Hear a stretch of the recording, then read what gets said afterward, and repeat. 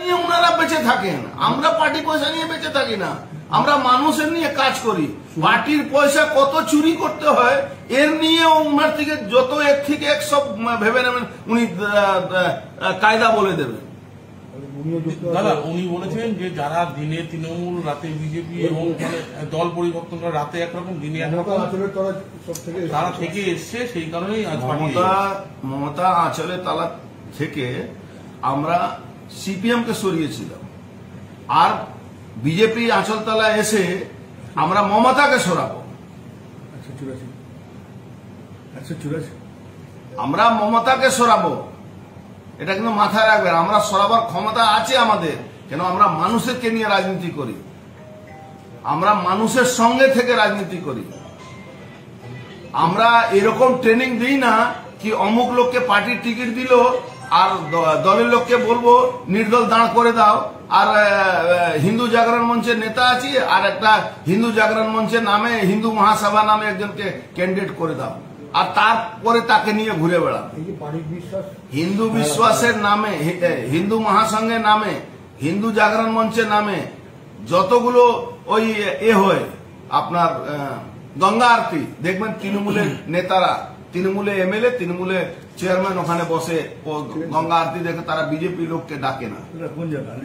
হালি শহর আপনার এতে কাছড়াপাড়া সব জায়গায় কি। দাদা একটা প্রশ্ন, তৃণমূল থেকে যারা বিজেপিতে এসেছেন তাদের নেতা বানিয়েছেন দিলীপ ঘোষই, এমনটাই প্রসঙ্গ তুলেছেন তিনি।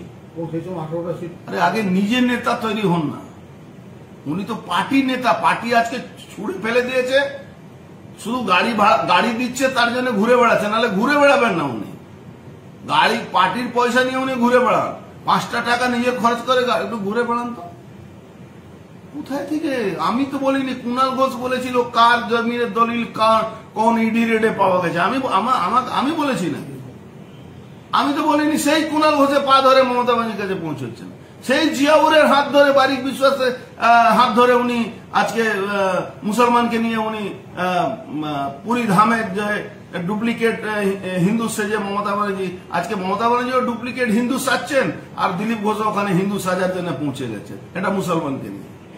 পুরী মন্দিরে তো কোন মুসলমানকে এলাও নেই, উনি কি করে পৌঁছে গেলেন? কোলাঘাট থেকে ফেরার সময় ওনাকে পুরনো বিজেপি কর্মীরা বিক্ষোভ দেখেন। দেখুন, সারা বাংলা ওনার বিরুদ্ধে মানুষের ক্ষোভ জন্মে। কেন? মানুষ যখন বিপদে পড়েছিল 21 আর 24-এ, যখন NHRC সরাসরি 40 জনের নামে 19 জনের নামে করেছিল কি এরা খুনি, তখন তাদেরকে উনি বাহবা করেছিলেন, আর একটা কর্মী পাশে উনি দাঁড়াননি, কোন কর্মী পাশে উনি দাঁড়াননি। 24-এ সরাসরি উনি বারমুডা পরে মাছ ধরছিলেন, যখন পাবলিক বিজেপি কর্মীরা মার খাচ্ছিল। নিউজ সব চিন্তা করবেন না, বিজেপি যখন উনার উপরে যদি বিশ্বাস করত, উনাকে যদি হিন্দু মানত, তাহলে বিজেপি ওনাকে সরাতো না। জিয়াউল হক বারিক বিশ্বাসের সঙ্গে যে যোগ, এই যোগটা প্রমাণ দিয়ে দিচ্ছি আপনাকে।